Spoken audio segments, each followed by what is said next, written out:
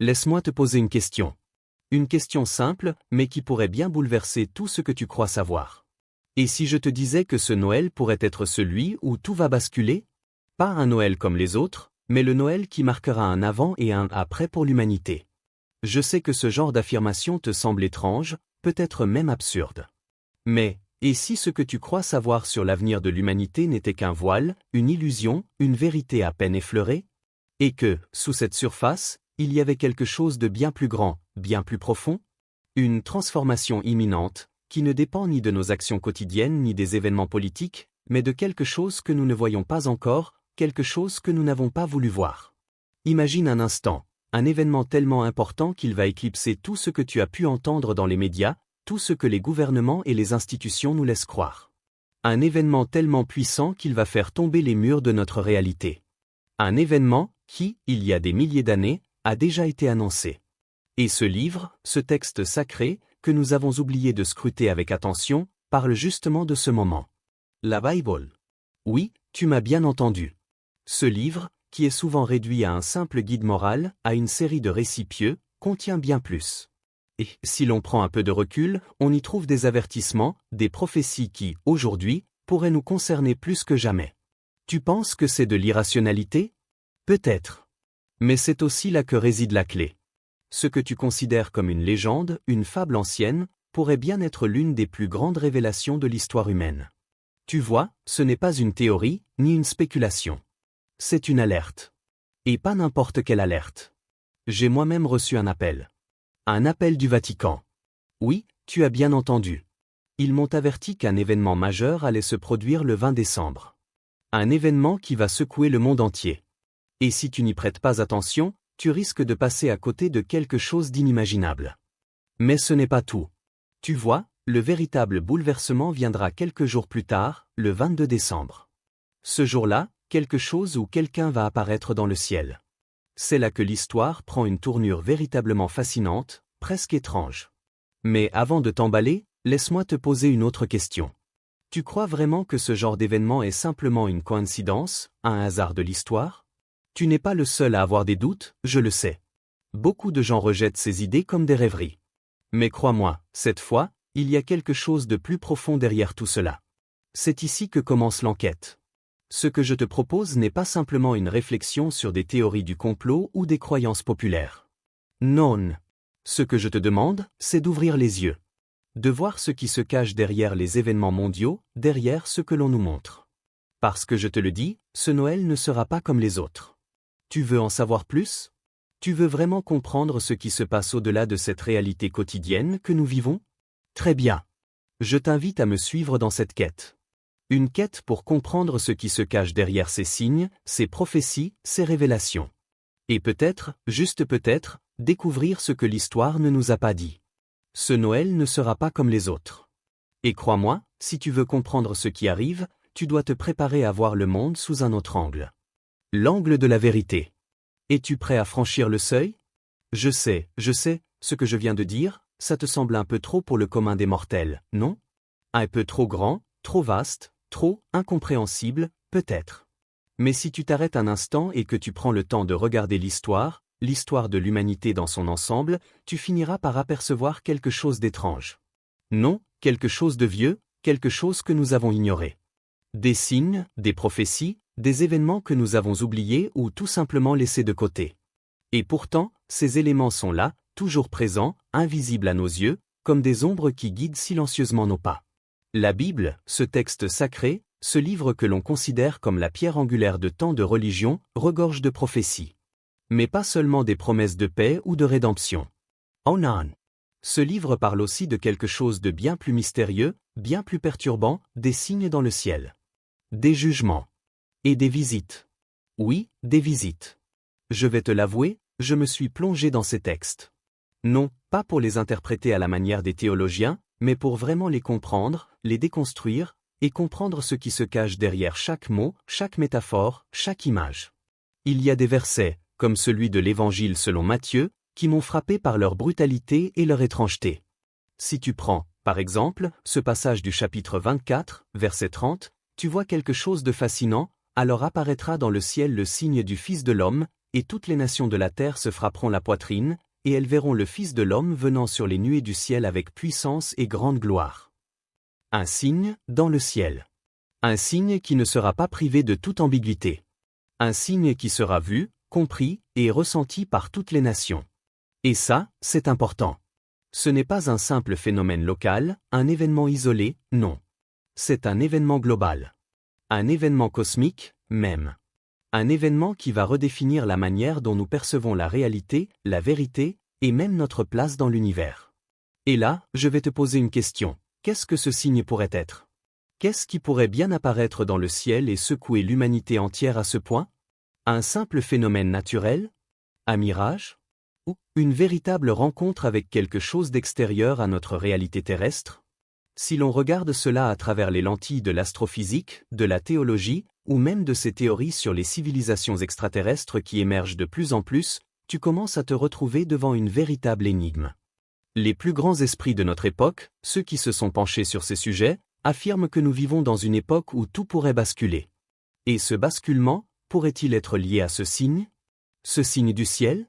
Serait-il une forme de contact avec une intelligence supérieure, avec des êtres qui, peut-être, viennent observer l'évolution de notre espèce? Oui, je sais, ça commence à devenir un peu complexe, peut-être même un peu étrange. Mais laisse-moi te dire une chose, je n'invente rien. Ces idées ne viennent pas de nulle part. Elles sont là, dans d'autres livres sacrés, dans d'autres traditions, dans des textes apocryphes. Si tu plonges dans l'histoire ancienne, tu verras que des civilisations entières ont parlé de visites venant de l'extérieur. Pas seulement de dieux bienveillants, non, mais d'êtres qui étaient là pour observer, pour surveiller. Ces êtres, ces observateurs, comme certains les appellent, sont souvent décrits comme venant d'ailleurs. Ces êtres, qui sont-ils? D'où viennent-ils? Pourquoi viennent-ils nous observer? Pourquoi maintenant, en décembre 2025? Pourquoi ce Noël? Ces observateurs seraient-ils des extraterrestres? Ou quelque chose d'encore plus mystérieux, quelque chose qui dépasse de loin nos capacités de compréhension? J'ai toujours eu cette conviction, profondément ancrée en moi, que derrière les Écritures, derrière ces textes apparemment figés dans le marbre de la religion, il existe une vérité beaucoup plus profonde. Une vérité qui ne se laisse pas enfermer dans des dogmes ou des interprétations simplistes. Ce n'est pas une question de foi aveugle, mais une question de conscience. Une conscience qui, je crois, nous pousse à regarder bien au-delà de ce que l'on nous dit. Prenons cette figure du « Fils de l'homme » qu'évoquent les évangiles. Bien sûr, les religions traditionnelles la dépeignent comme une incarnation divine, mais je te le dis, il y a quelque chose de bien plus grand, de plus mystérieux, qui se cache derrière ce symbole. Le « Fils de l'homme » n'est pas simplement un être divin venu pour sauver l'humanité. Non, il incarne quelque chose de plus. Il incarne un archétype, une forme de conscience supérieure, une sorte de modèle de ce que nous pourrions devenir si nous acceptions de nous éveiller à notre véritable nature. Un modèle de ce que l'humanité pourrait être si elle transcendait ses peurs, ses faiblesses et ses illusions. Ce « signe dans le ciel » dont parle Matthieu n'est donc pas qu'un simple phénomène céleste. Ce n'est pas un spectacle cosmique, ni même un événement surnaturel dans le sens que nous lui prêtons habituellement. Ce signe, il est là pour quelque chose de beaucoup plus important. Il est un appel. Un appel à l'éveil. Un réveil de l'humanité tout entière. Un instant précieux où chaque être humain pourra voir au-delà de son quotidien, au-delà de sa propre existence limitée, et se reconnecter à quelque chose de plus vaste, d'infiniment plus grand. Mais je vais te dire quelque chose que peu de gens osent admettre. Ce message, cette prise de conscience, elle n'est pas nouvelle. Elle ne commence pas avec la Bible, ni même avec l'Évangile. Non, elle a toujours été là, cachée dans les recoins de notre histoire. Les civilisations anciennes, celles qui nous ont précédés, celles qui ont laissé des traces de leur passage, ont toutes raconté des histoires d'êtres venus du ciel, d'entités supérieures, de dieux ou de messagers. Regarde les Mayas, les Égyptiens, les Sumériens. Toutes ces civilisations ont laissé derrière elles des mythes et des légendes qui, aujourd'hui encore, font écho dans nos esprits. Des êtres venus d'ailleurs, des dieux, qui descendaient du ciel pour transmettre un savoir supérieur. Des récits qui nous parlent d'un temps où l'humanité n'était pas encore soumise aux chaînes de la peur, de l'ignorance, de la division. Ces histoires, ces mythes, nous les avons oubliés, ou pire encore, nous les avons volontairement mis de côté, rejetés comme de simples superstitions. Mais je crois qu'il est grand temps de les regarder autrement. Et c'est là que la vérité se cache. Ce n'est pas une question de folklore ou de croyances démodées. Non, c'est une question d'observation. D'observation de ce que ces récits ont toujours voulu nous dire. Et si ces « êtres venus du ciel », ces messagers, étaient en réalité des guides, des modèles pour l'humanité? Et si leur véritable message était de nous rappeler que nous, êtres humains, sommes capables de bien plus que ce que nous pensons? Je te pose la question, qui sommes-nous dans ce grand univers, dans cette immensité cosmique? Nous sommes des créatures capables de comprendre l'infini. Des êtres capables de ressentir cette connexion profonde avec tout ce qui existe, non seulement ici, sur Terre, mais au-delà. Nous portons en nous une capacité unique à saisir la beauté de l'univers, à percevoir les subtilités de la vie, à toucher ce qui est invisible. Nous sommes faits pour cela. Mais pour y parvenir, il nous faut transcender nos peurs, ces chaînes invisibles qui nous entravent. Nos peurs de l'inconnu, de la souffrance, de la mort, mais aussi cette peur de ce qui pourrait remettre en cause tout ce que nous avons construit, tout ce que nous avons cru. Et c'est là où tout se joue. L'humanité est en train de vivre un moment décisif. Ce moment n'est pas juste un simple événement politique ou social. Non, ce moment est spirituel. C'est un point de bascule. Ce Noël pourrait bien être l'instant où nous serons confrontés à une décision capitale. Un choix qui ne réside pas dans des actions extérieures, mais dans ce que nous portons à l'intérieur. Ce choix, c'est celui de l'évolution spirituelle ou de la destruction par nos propres mains, par nos propres peurs. Nous avons vécu dans l'illusion de tout contrôler, de tout comprendre, de tout posséder. Nous avons mis notre foi dans des structures qui nous promettent sécurité et stabilité. Mais au fond de nous, il y a cette petite voix qui nous rappelle que tout cela n'est qu'éphémère. Et c'est cette voix que nous devons écouter. Parce que ce Noël, ce signe dont il est question, pourrait bien être la dernière chance que nous ayons de répondre à cet appel intérieur. Ce n'est pas seulement une question de religion, de croyance ou de mysticisme. C'est une question d'âme. D'ouverture. C'est le moment pour l'humanité de se poser la question, sommes-nous prêts à voir plus grand que nous-mêmes? À accepter que, peut-être, tout ce que nous savons, tout ce que nous pensons, est juste une petite fraction d'une vérité infinie? Si ce signe apparaît, ce ne sera pas simplement un miracle, ni un message divin pour une époque révolue. Non. Ce sera un appel à nous réveiller, à comprendre qui nous sommes vraiment et ce que nous devons devenir. Et je crois que ce réveil, ce Noël, est l'instant que l'humanité a attendu depuis toujours. Mais la question, serons-nous prêts à y répondre? Regarde le monde aujourd'hui. Regarde ce que nous vivons. Tu le sais, tout comme moi, que nous sommes plongés dans une époque marquée par l'incertitude. Un monde où les certitudes s'effondrent sous nos pieds, où les crises se multiplient, où les conflits et les incompréhensions se dressent comme des murs de béton entre nous. On se trouve à un moment où les questions sont infinies, et les réponses, rares, voire inexistantes. Tout semble flou, instable, incertain. L'humanité est comme prise au piège dans un tourbillon de confusion et de division. Mais, et si cette obscurité, cette incertitude même, cachait quelque chose de fondamental, quelque chose d'essentiel? Je veux dire, regarde plus attentivement. Ne vois-tu pas qu'au cœur de cette nuit, il y a une lumière? Une petite lueur d'espoir qui refuse de s'éteindre, même dans les moments les plus sombres? Une lumière qui nous guide, imperceptible, mais présente à chaque instant. Cette lumière, mon ami, peut-être que c'est ce que nous appelons l'âme. Oui, l'âme. Cette essence invisible qui réside en chacun de nous. Mais plus encore, cette conscience universelle, cette énergie vibrante qui nous lie tous. Toi, moi, et tout ce qui vit. Si tu prends un moment pour te poser, pour regarder en toi, tu ressentiras peut-être cette lumière, cette énergie qui parcourt ton être, qui te connecte à tout ce qui existe autour de toi, à tout ce qui a été, à tout ce qui sera. Et peut-être, juste peut-être, que cette lumière est le vrai salut. Ce Noël, ce fameux signe du ciel, cette apparition, cette rencontre cosmique, n'est pas juste un événement extérieur, un spectacle qui se joue là-haut, dans le ciel. Non. Cette rencontre, elle est en nous. Elle se joue dans notre cœur, dans cette petite voix intérieure que nous avons trop souvent ignorée. Pense-y un instant. Et si ce Noël n'était pas juste un passage dans le temps, un moment comme les autres où l'on fête la tradition, mais une opportunité réelle, un tournant, un appel à la transformation? Une invitation à chaque être humain, ici et maintenant, à faire un choix. Oui, un choix. Ce choix n'est pas celui de choisir un camp, ni de se ranger derrière une idéologie quelconque.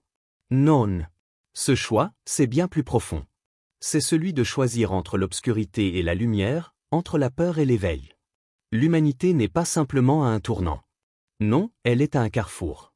Il n'y a plus de place pour l'indifférence. Les structures qui nous entourent, qui nous ont façonnés, n'ont plus la capacité de nous sauver. Elles n'ont plus de réponse. Les systèmes politiques, économiques, sociaux, tout cela est en train de se fissurer. Et tout ce que l'on croyait stable est en train de s'effondrer. Mais dans cet effondrement, dans cette fragilité, il y a une chance. Une chance de se libérer de tout ce qui nous entrave. Une chance de renaître à une réalité plus grande, plus vraie. Je te le dis, ce que les textes anciens, ce que les prophéties ont toujours voulu nous montrer, ce n'est pas dans les livres, ce n'est pas dans les dogmes. Ce n'est pas dans les rituels ni dans les institutions. Non, la véritable réponse se trouve dans cette petite voix intérieure, celle que nous avons souvent ignorée. Celle que nous avons mise de côté à force de courir après des objectifs matériels, après des illusions de pouvoir et de contrôle. Mais ce Noël, ce moment qui se profile à l'horizon, pourrait bien être l'instant où cette voix se fera enfin entendre, là, en nous. Alors, écoute. Écoute cette voix. Ce n'est pas un bruit fort et imposant, ce n'est pas un éclair aveuglant. Non, c'est doux, subtil. Une sensation, une impression. Mais c'est la clé. Si tu choisis d'écouter, si tu choisis de t'ouvrir à cette lumière, tu pourras enfin comprendre ce que les textes ont toujours voulu nous dire. Ce que la Bible, les prophéties, les mystères du monde ancien ont tenté de nous transmettre à travers les âges. Ce n'est pas un signe à chercher dans le ciel, ni une vérité extérieure. C'est une invitation à revenir à nous-mêmes. À comprendre que tout ce que nous cherchons à l'extérieur se trouve déjà en nous. L'éveil, l'illumination, la réponse à toutes nos questions, elles ne résident pas dans des événements lointains ou des révélations spectaculaires, mais dans ce qui vibre en nous, dans notre conscience, dans notre âme. Regarde autour de toi, et surtout regarde en toi. Tout ce que tu cherches est déjà là, dans cette lumière fragile mais puissante, qui brille dans l'ombre. Et je crois que ce Noël, cette rencontre cosmique, pourrait bien être l'opportunité de tout comprendre, de tout ressentir, de tout changer. Mais encore une fois, c'est à nous de faire le choix. Et ce choix, il est plus grand que tout ce que nous avons pu imaginer jusqu'ici. Es-tu prêt à l'entendre? Ce Noël? Oui, il sera différent. Il pourrait marquer un tournant pour l'humanité. Mais tu sais quoi? Ce tournant, il n'est pas écrit dans des étoiles lointaines ni dans des prophéties oubliées. Ce tournant, il sera ce que tu en feras. Il est en toi, dans ton choix. L'événement, le signe, la rencontre, tout cela ne sera que le reflet de ce que tu es prêt à voir, à ressentir, à comprendre. Regarde à l'intérieur de toi. Oui, là, dans ce silence qui te parle, là où les bruits du monde ne parviennent pas à atteindre. Là, tu trouveras la vérité. Ne cherche pas Dieu dans des temples de pierre, ne cherche pas des signes dans le ciel ou dans des apparitions spectaculaires. Dieu n'est pas dans les constructions humaines, ni dans les phénomènes extérieurs. Dieu est là, dans ce souffle silencieux, dans cette connexion profonde et indivisible avec l'univers. Il est dans ton cœur. C'est là que tout commence. C'est là que tout se joue. Lève-toi. Lève-toi, et vois le monde sous un autre jour. Ce monde qui, parfois, semble si désespéré, si fragmenté. Ce monde qui a perdu de vue l'essentiel, qui se cherche dans les ruines des anciennes croyances et des illusions de contrôle. Mais tout cela, tout ce qui est tombé, n'est pas la fin. Non. C'est un commencement. Une nouvelle ère, une nouvelle lumière qui peut naître dans l'ombre de l'ancien. Et cette lumière, elle est en toi. Elle est dans cet amour que tu portes, dans cette paix intérieure qui, parfois, te semble si fragile, mais qui, en réalité, est plus forte que toutes les structures et les systèmes du monde. La véritable évolution ne réside pas dans l'accumulation de savoirs extérieurs, ni dans la conquête du monde matériel. Non. Elle réside dans la capacité à se tourner vers l'intérieur, à écouter ce qui vibre en nous, à s'éveiller à la profondeur de notre conscience. L'amour, la paix intérieure, voilà ce qui te guidera. Laisse-toi guider par ce que tu ressens. Pas par ce que l'on te dit, pas par ce qu'on t'impose, mais par ce que tu sais au fond de toi. Car au fond de toi, il y a une vérité que personne ne pourra jamais effacer. Souviens-toi de ceci, mon ami, le patron n'a jamais joué au dé. Tout est lié, tout est parfaitement agencé. Ce que tu vois comme un hasard, comme un enchaînement de coïncidences, ce n'est rien d'autre qu'un grand plan, une main invisible mais présente qui guide l'évolution de l'univers. Et ce plan, ce n'est pas une ligne droite, ni une promesse d'un monde sans souffrance. Non, ce plan, c'est une invitation. Une invitation à l'éveil, à la transformation, à la libération. Et ce Noël, il pourrait bien être l'instant décisif, ce moment où chacun d'entre nous doit faire un choix. Un choix entre la peur et l'amour. Entre l'ombre et la lumière. Alors, mon ami, Es-tu prêt à voir au-delà de ce que tu connais? Es-tu prêt à laisser tomber les vieux paradigmes, à abattre les murs qui t'enferment dans tes certitudes? L'aventure commence ici, et elle commence maintenant. C'est une aventure intérieure. Un voyage que tu dois entreprendre seul, mais que nous partageons tous, chacun à notre manière. Et je te le dis encore, ce Noël ne sera pas comme les autres. Il sera celui où nous choisirons de nous réveiller. Celui où l'humanité, si elle en a le courage, pourra se redécouvrir, se reconnecter à ce qui est vraiment important. Le monde peut changer, mais ce changement commence par toi, par moi, par chacun de nous.